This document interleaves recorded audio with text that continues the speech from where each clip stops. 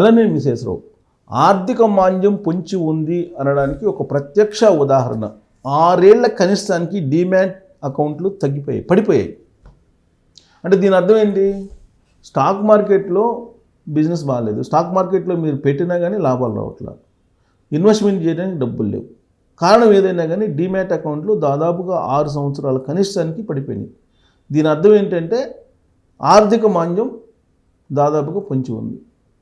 2019లో corona సమయంలో చాలామంది demat అకౌంట్లను ఓపెన్ చేసి ఈ డీమ్యాట్ అకౌంట్ల ద్వారా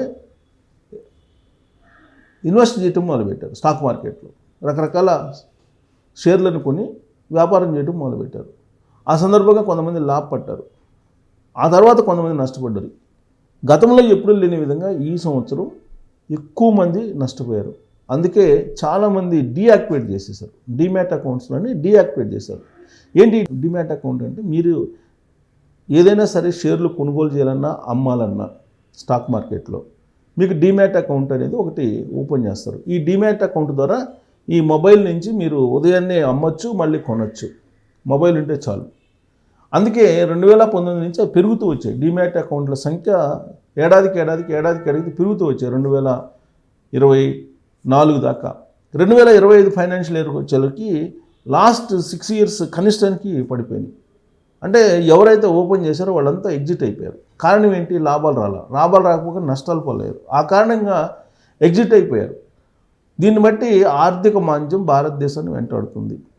ప్రపంచవ్యాప్తంగా ఉండేటువంటి అనిశ్చిత పరిస్థితులు, రాజకీయ పరిస్థితులు, యుద్ధ వాతావరణం, డాలర్ పెరుగుదల, రూపాయి పడిపోవటం, బంగారం రేటు పెరగడం, ఇలా వెండి రేటు పెరగడం, అనేక రకాల కారణాలు. ఈ కారణాలతోటి డీమ్యాట్ అకౌంట్ని డీయాక్టివేట్ చేశారు. బంగారం మీద వచ్చినంత లాభాలు, ఎండి మీద వచ్చినటువంటి లాభాలు దేంట్లో రాలేదు లాస్ట్ 2 ఇయర్స్ నుంచి.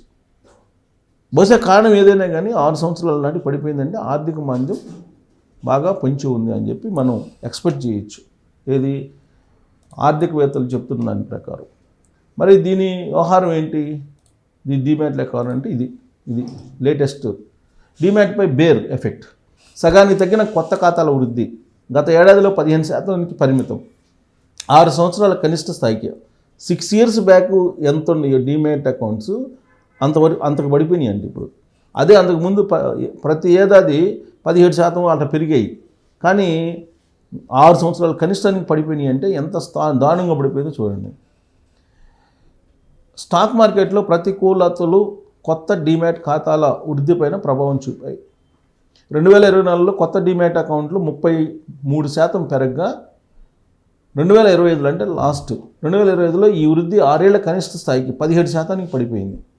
Central depository service limited CDSL, national security deposit limited NSDL వద్దనున్న డేటా ప్రకారం గత ఏడాదిలో కొత్త డీమ్యాట్ అకౌంట్లు 3,06,00,000 వరకు ఉన్నాయి. అంటే 16.5% మేర పెరిగి మొత్తం 26.6 కోట్లకు చేరాయి. టోటల్గా 26.6 కోట్లు ఉన్నాయంట డీమ్యాట్ అకౌంట్స్. ఇది సరికొత్త జీవితకాల గరిష్ట స్థాయే అయినప్పటికీ 2024లో నమోదైనటువంటి 4.60 కోట్ల కొత్త ఖాతాలు అంటే 33%తో పోలిస్తే చాలా తక్కువ. మార్కెట్కు సుంకాల పూట. అంతర్జాతీయ భౌగోళిక రాజకీయ ఉద్రిక్తతలు, ట్రంప్ సుంకాలు, వాణిజ్య అనిశ్చితులు, కార్పొరేట్ కంపెనీల ఆదాయ వృద్ధి మందగించడం, ఈ తదితర కారణాల చేత ఈ ఏడాది మార్కెట్ సూచీలు అంతగా రాణించలేదు. 2025లో సెన్సెక్స్ 9.06%, నిఫ్టీ 10.5 రిటర్న్లను మాత్రమే పంచగలిగాయి. నిఫ్టీ మిడ్ క్యాప్ 100 కేవలం 5.7% వృద్ధి చెందగా నిఫ్టీ స్మాల్ క్యాప్ 100 5.62% మాత్రమే క్షీణించింది. స్టాక్ మార్కెట్ నమోదిత టాప్ 1000 కంపెనీల్లో 60% గత ఏడాది తిరోగమన బాటలో పయనించాయి. అంటే 1000 కంపెనీల్లో 60%, అంటే దాదాపుగా 600 కంపెనీలు దాదాపు తిరోగమనంలో ఉన్నాయి. అంటే పురోగమనం లేదు, ఆర్థికంగా వృద్ధి లేదు దీంట్లో. ఈ నేపథ్యంలో కొత్తగా మార్కెట్లోకి ప్రవేశించే వారి సంఖ్య కూడా తగ్గిందని బ్రోకరేజ్ కంపెనీల ప్రతినిధులు పేర్కొన్నారు. ఇది మార్కెట్కి సంబంధించినటువంటి రిపోర్టు. సో ఇది యాక్చువల్గా 600 కంపెనీలు నష్టంలో ఉన్నాయంటే డీమ్యాట్ అకౌంట్లు ఆల్మోస్ట్ డీయాక్టివేట్ అవుతాయి. సో 5 ఏళ్లలో 4 ఇంతలు. గడిచిన 5 ఏళ్లలో డీమ్యాట్ ఖాతాల సంఖ్య 4 ఇంతలు అయింది గత 5 ఏళ్లలో. 2020లో 5 కోట్ల స్థాయిలో ఉన్న అకౌంట్లు 2025 చివరి నాటికి 21 కోట్లకు మించిపోయాయి.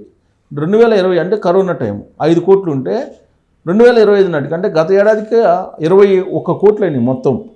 ప్రధానంగా కోవిడ్ సంక్షోభ సమయంలో భారీ సంఖ్యలో చిన్న మదుపరులు స్టాక్ మార్కెట్లో పెట్టుబడులు ప్రారంభించడం ఇందుకు దోహదపడింది. సులభంగా ఆన్లైన్లోనే డీమ్యాట్ ఖాతా తెరిచే సౌలభ్యం, స్మార్ట్ ఫోన్ వినియోగం అనూహ్యంగా పెరగడం కూడా ఇందుకు తోడ్పడ్డాయి. 2019లో కేవలం 3,94,00,000 ఖాతాలు తెరవగా 2020లో 4,98,00,000 అంటే 5 కోట్లు సుమారుగా నమోదైంది. 2021లోనైతే కొత్తగా తెరిచినటువంటి ఖాతాలు ఏకంగా 61.7% వృద్ధితో 8.06 అంటే దాదాపు 8 కోట్లు నమోదయ్యాయి. 2022లో మళ్ళీ ఇదే వృద్ధి 34.3%కి తగ్గగా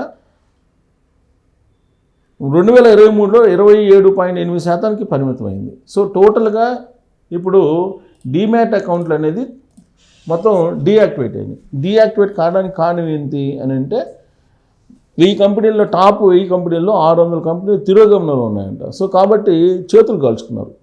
డీమ్యాట్ అకౌంట్లో ఉన్నటువంటి వాళ్ళు చాలామంది చేతులు కాల్చుకున్నారు. ఆ కారణం చేత డీమ్యాట్ అకౌంట్లన్నీ డీయాక్టివేట్ చేసేసి ఆ ఏదైనా డబ్బు ఉంటే కనుక దాన్ని బంగారం కొనుగోలు చేయటం, వెండి కొనుగోలు చేయటం, ఇలా రకరకాలుగా ప్రత్యామ్నాయ మార్గాలను ఎంచుకున్నారు. ఇది స్టాక్ మార్కెట్ మందగమనానికి ఒక కారణంగా మనం చెప్పుకోవచ్చు. జనరల్గా అక్కడ అమెరికా అధ్యక్షుడు ట్రంప్ ఏదైనా ఒక స్టేట్మెంట్ ఇవ్వగానే ఇక్కడ స్టాక్ మార్కెట్ కుప్పకూలిపోతుంది. ఒకే రోజు 7-8 లక్షల కోట్ల రూపాయలు నష్టం వస్తుంది. రీసెంట్గా ట్రంప్ చేసినటువంటి కామెంట్ ఏంటి, 500% ఇంపోర్ట్ డ్యూటీస్ పెంచుతాను భారతదేశం మీద అన్నారు. దాంతో ఒకే రోజు 7 లక్షల కోట్ల రూపాయలు స్టాక్ మార్కెట్లో పతనం అయిపోయింది, ఆవిరైపోయింది సంపద అంతా. సో ఇలాంటి ఒడిదుడుకుల మధ్య డీమ్యాట్ అకౌంట్ తోటి కనుక షేర్ మార్కెట్ చేస్తే చేతులు కాల్చుకోవడం తప్ప మరొకటి లేదు. అందుకే డీమ్యాట్ అకౌంట్లు తగ్గిపోతూ ఉన్నాయి. ఈ ఏడాది దారుణంగా పతనం అయ్యాయి, డీమ్యాట్ అకౌంట్లు దారుణంగా పడిపోయాయి. 6 ఏళ్ల కనిష్టానికి పడిపోయాయి అంటే భారత ఆర్థిక వ్యవస్థ మందగమనంలో ఉంది అని చెప్పి చెప్పడానికి ఇదొక ఉదాహరణగా తీసుకోవచ్చు. సో దీని మీద మీ కామెంట్ చేయొచ్చు. Thank you.